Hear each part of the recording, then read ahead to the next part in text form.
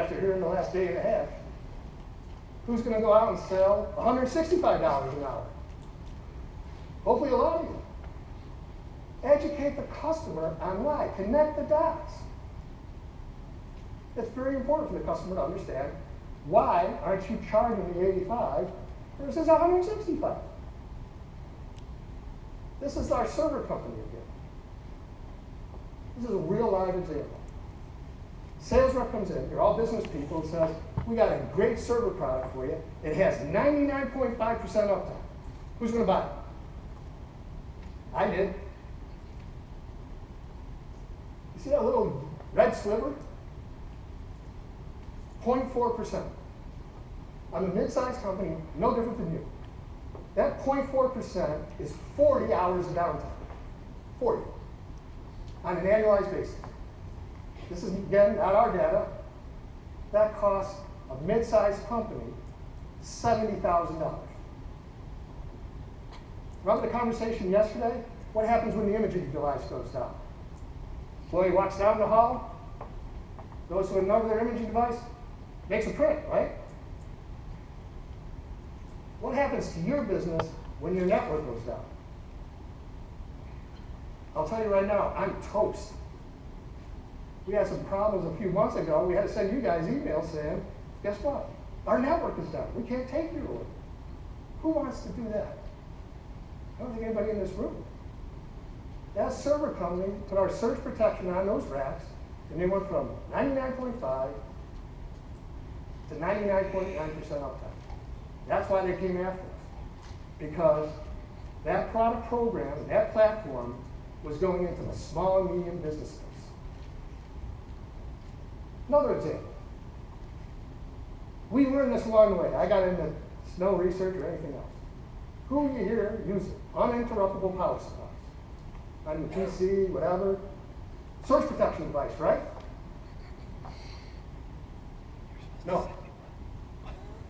Let me go back to the casino. We're walking down the hall in the casino. Everybody's having fun. We go behind the closed door with all the police and people with guns and all this other stuff. I look back down the hall. Honest to God, it was probably a quarter of a mile long. And in that hallway, pallet after pallet after pallet of guess what? UPSs. They put those on the slot machines. And I looked at the guy and I said, why do you have so many? Are those going out to the other casinos? He goes, no, Steve. We replace them every 2 months. I said, what? We replace them every 2 months. I said, you gotta be kidding me. He said, no. When we put the surge protection in front of the UPS, remember that $1,200 number? He got an extra 3 months out of that UPS. An extra 3 months. Doesn't sound like a lot? This guy was going for these things like candy. The server company put us in front of the UPS on the server rack. Lo and behold, guess what they found?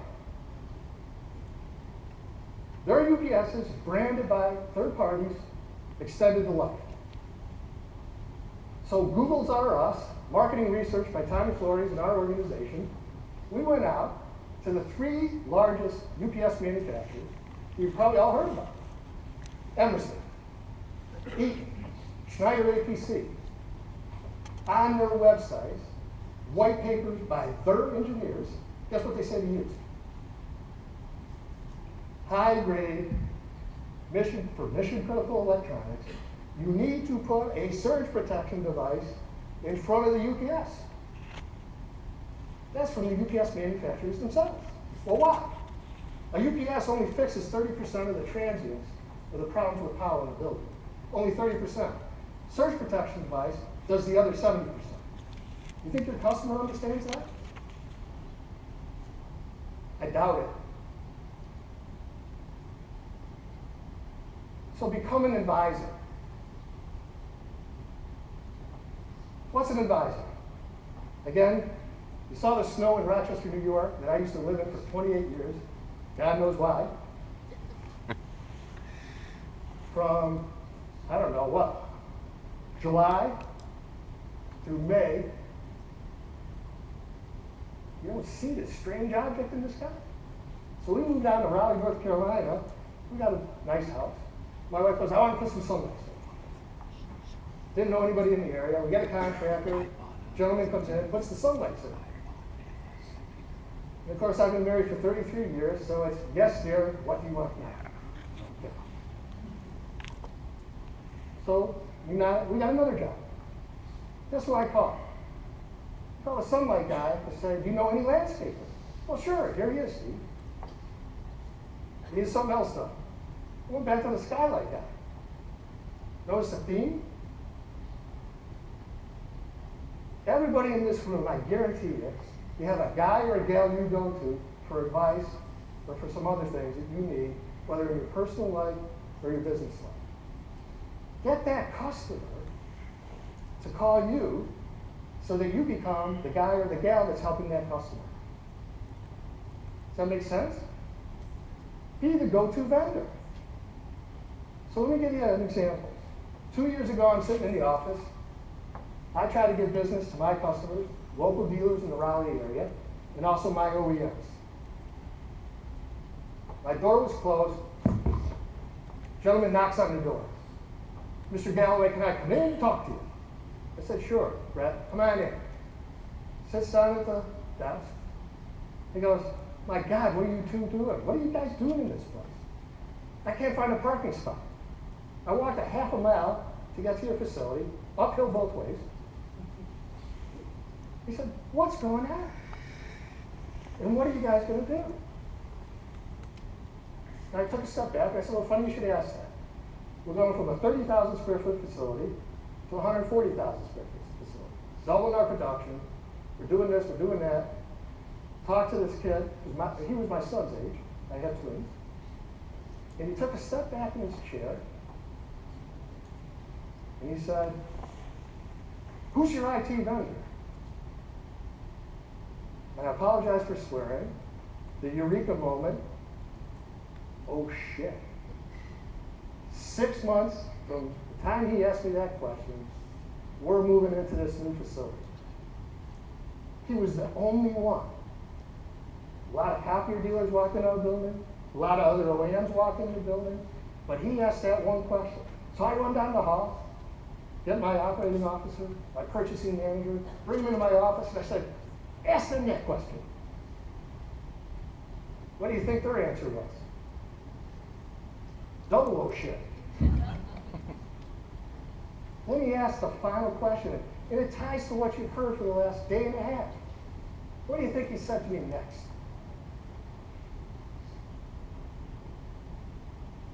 You heard the panel this morning. Can I bring in my subject matter experts to sit down with you and your team to understand what you're doing over the next 2 years? He was the first vendor that asked that. The very first vendor that asked that. A week later, he comes in. I think they brought a bus. Then they come. You had the server guy, you had the phone guy, you had this guy, you had that guy. $750,000 later is the business this kid got out of my company. And it's an annuity stream. He asked one very simple question. What are you doing? Another example. The Friday late call, you're looking at your call director and it's a customer. Oh God, what a way to go home, I'm going to have a problem. I could tell who it was, I pick it up. Juan, how you doing? He's the EVP of the casino. Sweating bullets. I just told my private equity company we're going to get a big order. And when you tell them that, you better get it. What's wrong, Ron? Steve, nothing's wrong. I was in a staff meeting today, and my IT guy said to me, my ATM's on the floor are going down just like my slot machines. With these ATMs, you put your cash in and you get your chips out. They're going down just like my slot machines. You walk in a casino, look at the ceiling, what do you see? These little black eyeballs, right? What are those? Security cameras. Guess what runs a security camera? A rack of IT gear. Because my CCTV cameras are going down too. And I've got servers all over the place. Would you mind flying down 2 weeks from now and presenting what you have available to my IT? We'll be there, Juan. Hop on the plane and off we go.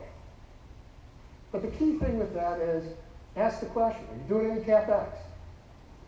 Are you hiring anybody? What are you doing with your software? That's that one-page document I think you've been hearing about, right? If you want to get into the IT business. That kid was trained, I guarantee you. He knew what to ask me and what to ask my staff. Be significant, use information. I apologize for the slide. Can anybody recognize what that is? Yes, sir. It's a floor plan from InMed. And Jan is in the audience somewhere, correct? In the back. That's one of his floor plans. He and I were chatting a little bit. Can you imagine, I think you're working on it, in a couple of months, you get that floor plan, and on that floor plan is where the servers are, where the digital displays are, where the CCTVs are, anything hooked to the IP, or to the network. Now what can you do when you go in and talk to that customer? You know more than the customer, and you can get a great sale out of that. Heard a lot about it, I got to give them credit. Forza and SAP, what's that all about? Information to run your business better. Ken Dunn is in the back there. Hopefully you've met him. If you haven't, see him tonight. He's one of our strategic partners. We have an energy management product that we both work together to sell to you, our customers, for your customers. And Intellinetics. Information is power. Next would be a partner. If you think about partnering, at least in my way of thinking, it's a force multiplier. Well, what the hell do you mean by that? I'm a mid-sized company, I think like the majority of people in this room, I would suspect. Can you do everything by yourself? I know I can't. Partner with the right people. You know, Todd was talking the other morning, he was partnering with a great company called, whatever, I can't recall. Guess what he did? He bought them. Well, I can't buy another company. But I can certainly partner with other companies. We partner with MWAI, we partner with Ken Dunn at Verdium, we partner with other companies to make our offering better for the customer. Look around the room. There's a lot of vendors here, there's a lot of dealers here. How can you make 2 + 2 = 8? Isn't that what partnering is all about? Offering something better to the customer. Our partner on those two, notice the digital display again? Our partner on that is Dell. I never realized Dell sold thousands of digital displays. Thousands. We're adding our flat pack to that. The one on the right is a kiosk at a major airline. What do you think was happening to that kiosk? It was going down inside the airport with power anomalies. They knew they had power problems. Dell opened up their catalog, and in went our product on those. So partner with your people, or your customers. Survival. Partnering is about survival. What was the number given the other morning of the percentage of companies that are going to fail? 40%. It's a big number. You can protect yourself by partnering. I'll give one example of a very large dealer. I apologize, he wouldn't let me use their name. He set up a great managed print services business. Then comes the million-pound gorilla, IBM Global Services. What do you think IBM Global Services was going to do to his business? They want to take the managed print services, put it in all this, he was going to lose all that business. He took a step back, partnered with IBM, now he's even selling more. IBM loves him. He had value add to those people. To you, a lot of people here, partner with the other OEMs. So we survived the print decline by ESP. We did that for our employees. We expanded our business, we became significant to our customers and our vendors, and we tried to partner as best as we could with a whole host of people in the industry. Real quick, Since Tom Clay could do it, I want to show you a couple of products. Now, what are you talking about? We've got IT products. We've designed and engineered these for two of the largest server companies in the world. We have remote communications, the Internet of Things. Most of our products are now IP enabled. We can get the service diagnostics right off the device. Digital displays, audio video, energy management systems can be a part of that solution. Imaging, both segment 1, 2, 3, 4, 5, 6, 2 different products. And they do all kinds of unique diagnostics that our customers are now using. And we got a lot of new products coming in 2015. So Jimmy V went forward in the brackets and he won. It's not easy. I want to just share, and hopefully it helps you, a couple of things we learned. Number one, you are the leaders of your company. If you're trying to change, going into IT, going into managed print services, you better be out in front of your people. Communicating, communicating, communicating, communicating. Say it once, say it twice, say it 3 times. And it can't come from the people that are working for you. It won't work. Number 2, train, train, train, train. That young kid that knocked on my door that one afternoon, I guarantee you, he was trained and he was trained well. Number 3, if you read any business articles, psychology articles, what have you, there's always, no matter where you are, there's a third of the people that do what? They fight you like hell when you're trying to make a change. There's a third of the people that sit on the fence, and then there's a third of the people that giddy up and go with you. One thing we did, and it's not easy, particularly for a mid-sized company. When I was working for Xerox, at one point in time, I had 5,000 people working for me. It's easy to make changes, isn't it, with a bigger organization? But probably most of us have, what, 4, 5, 6 direct reports, maybe a little more. I knew exactly on my team who was going to be the naysayer. I got rid of him. There was a second one. I put a lampshade on his head, put him over in the corner for 3 years, and after 3 years, he finally figured it out. He's changed. Get rid of your naysayers, or you're going to fall flat on your face. That's at least my humble opinion. Get some new blood. Heard a lot about that today. The 2 gentlemen who were up on the stage, from an IT standpoint in Atlanta, I suspected he was new blood for Atlanta. I hired a gentleman from Dell to help us run our IT business.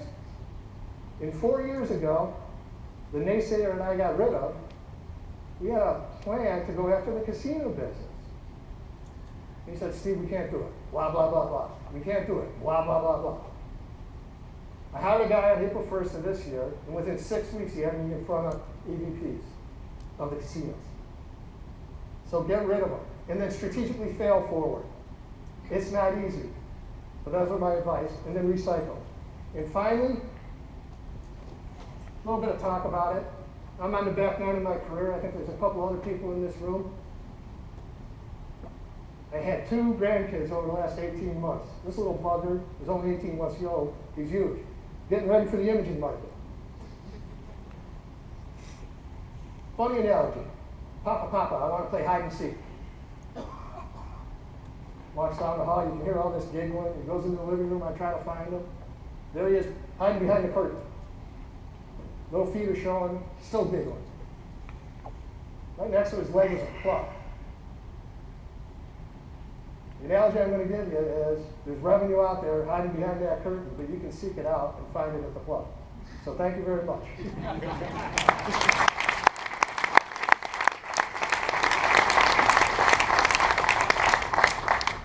Questions?